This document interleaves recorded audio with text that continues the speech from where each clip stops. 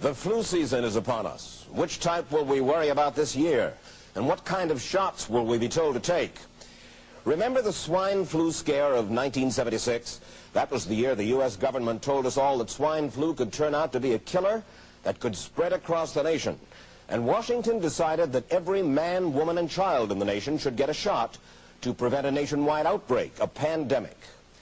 Well, 46 million of us obediently took the shot.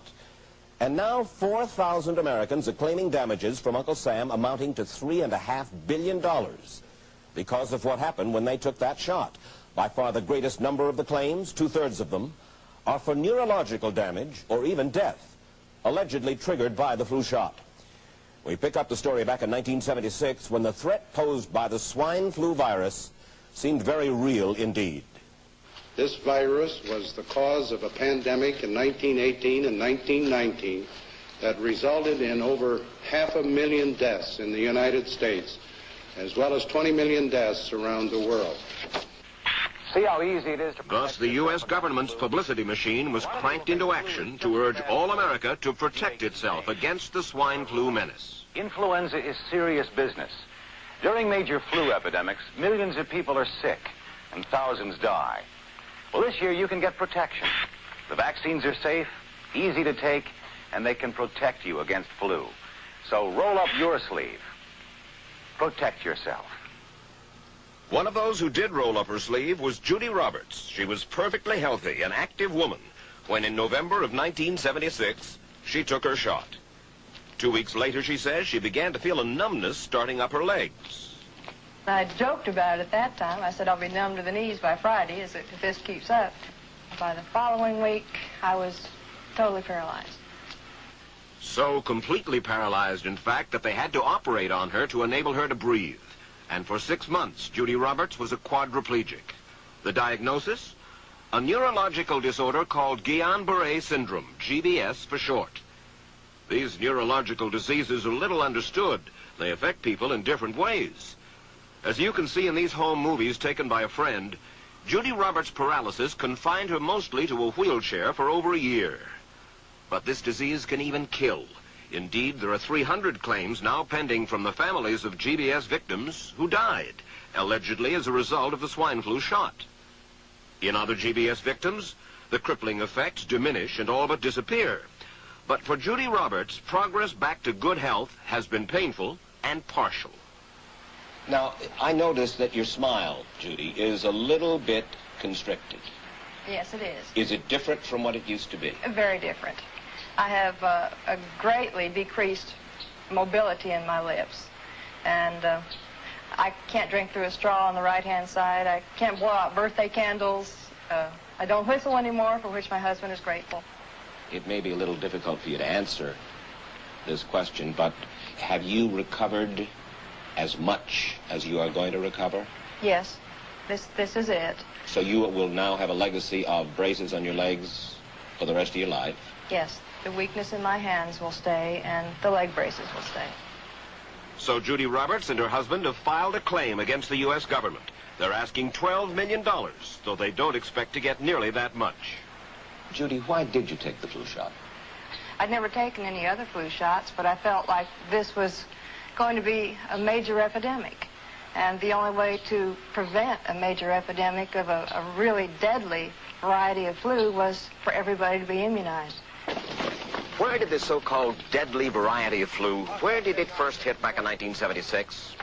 It began right here at Fort Dix in New Jersey in January of that year when a number of recruits began to complain of respiratory ailments, something like the common cold.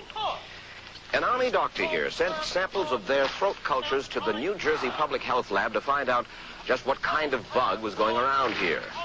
One of those samples was from a Private David Lewis who had left his sickbed to go on a forced march. Private Lewis had collapsed on that march, and his sergeant had revived him by mouth-to-mouth resuscitation. But the sergeant showed no signs of illness. A few days later, Private Lewis died. If this disease is so potentially fatal that it's going to kill a young, healthy man, a middle-aged school teacher doesn't have a prayer. The New Jersey lab identified most of those soldiers' throat cultures as the normal kind of flu virus going around that year, but they could not make out what kind of virus was in the culture from the dead soldier and from 4 others who were sick. So they sent those cultures to the Federal Center for Disease Control in Atlanta, Georgia for further study. A few days later, they got the verdict: swine flu. But that much publicized outbreak of swine flu at Fort Dix involved only Private Lewis, who died, and those 4 other soldiers who recovered completely without the swine flu shot. If I had known at that time that the boy had been in a sick bed, got up, went out on a forced march, and then collapsed and died, I would never have taken a shot. The rationale for our recommendation was not on the basis of the death of a single individual, but it was on the basis that when we do see a change in the characteristics of the influenza virus, it is a massive public health problem in this country. Dr. David Senser, then head of the CDC, the Center for Disease Control in Atlanta, is now in private industry. He devised the swine flu program, and he pushed it. You began to give flu shots to the American people in October of '76. October 1st. By that time, how many cases of swine flu around the world had been reported? There had been several reported, but none confirmed. There had been cases in Australia that were reported by the press, by the news media. There were cases in... None confirmed. Did you ever uncover any other outbreaks of swine flu anywhere in the world? No. Now, nearly everyone was to receive the shot in a public health facility where a doctor might not be present. Therefore, it was up to the CDC to come up with some kind of official consent form, giving the public all the information it needed about the swine flu shot. This form stated that the swine flu vaccine had been tested. What it didn't say was that after those tests were completed, the scientists developed another vaccine, and that was the one given to most of the 46 million who took the shot. That vaccine was called X53A. Was X53A ever field tested? I can't say. I would have to... It wasn't. I don't know. Well, I would think that you're in charge of the program. I would have to check the records. I haven't looked at this in some time. The information form, the consent form, was also supposed to warn people about any risks of serious complications following the shot. But did it? No, I had never heard of any reactions other than a sore arm, fever, this sort of thing. Judy Roberts' husband, Gene, also took the shot. Yes, I looked at that document. I signed it. Nothing on there said I was going to have a heart attack or I get Guillain-Barré, which I never heard of. What if people from the government, from the Center for Disease Control, what if they had indeed known about it? What would be your feeling? They should have told us. Did anyone ever come to you and say, you know something, fellas? There's the possibility of neurological damage if you get into a mass immunization program? No. No one ever did? No. Do you know Michael Hatwick? Yes. Mm-hmm. Dr. Michael Hatwick directed the surveillance team for the swine flu program at the CDC.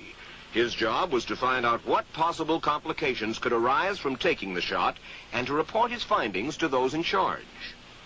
Did you know ahead of time, Dr. Hatwick, that there had been case reports of neurological disorders, neurological illness, apparently associated with the injection of influenza vaccine? Absolutely. You did? Yes. How'd you know that? By review of the literature. So you told your superiors, the men in charge of the swine flu immunization program, about the possibility of neurological disorders? Absolutely. What would you say if I told you that your superiors say that you never told them about the possibility of neurological complications? That's nonsense. I can't believe that they would say that they did not know that there were neurological illnesses associated with influenza vaccination. That simply is not true. We did know that. I've said that Dr. Hatwick had never told me of his feelings on this subject. Then he's lying. I guess you would have to make that assumption. Then why does this report from your own agency, dated July 1976, list neurological complications as a possibility? I think the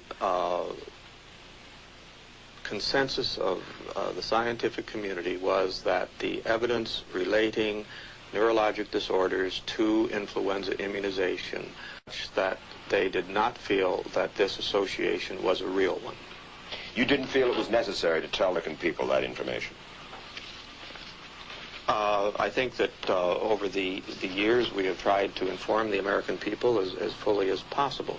As part of informing Americans about the swine flu threat, Dr. Sensor's CDC also helped create the advertising to get the public to take the shot. Let me read to you from one of your own agency's memos planning the campaign to urge Americans to take the shot. The swine flu vaccine has been taken by many important persons, he wrote. Example, President Ford, Henry Kissinger, Elton John, Muhammad Ali, Mary Tyler Moore, Rudolph Nureyev, Walter Cronkite, Ralph Nader, Edward Kennedy, etc., etc. True?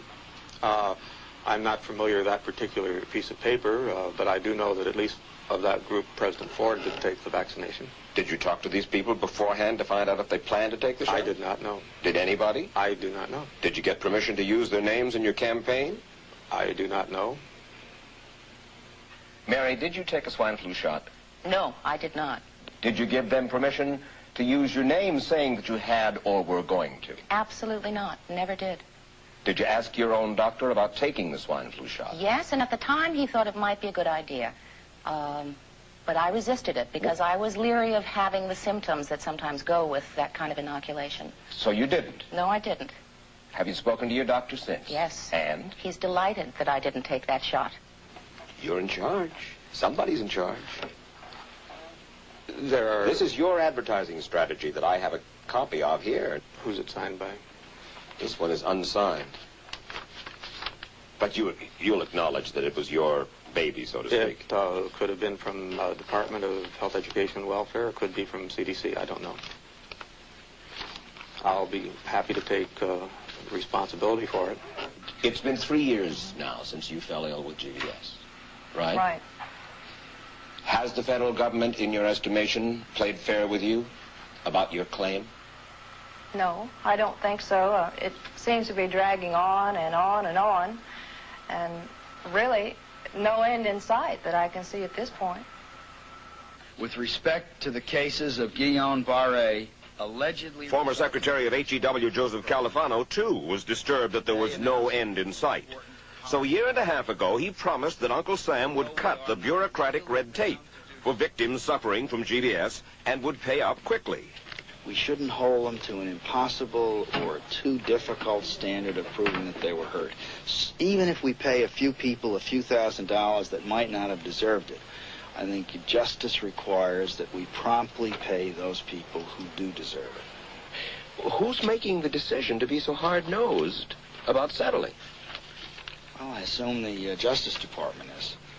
Griffin Bell before he left? Well, the Justice Department agreed to the statement I made. It was cleared word for word with the lawyers in the Justice Department by my HEW lawyers. And that statement said, in effect?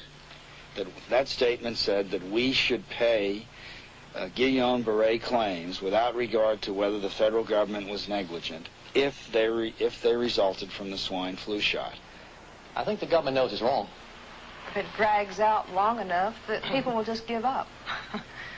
Let it go. I am a little more adamant in my thoughts than my wife is, because I told Judy to take the shot. She wasn't going to take it, and she never had shots. And I'm mad with my government because they knew the facts, but they didn't release those facts because if they had released them, the people wouldn't have taken. And they can come out tomorrow and tell me there's going to be an epidemic, and they can drop off like flies next to me. I will not take another shot that my government tells me to take. Meantime, Judy Roberts and some 4,000 others like her are still waiting for their day in court. I don't need another flu shot. I had a flu shot last year. A swine flu epidemic may be coming. Swine flu shot? Well, I don't know. I've been thinking about it.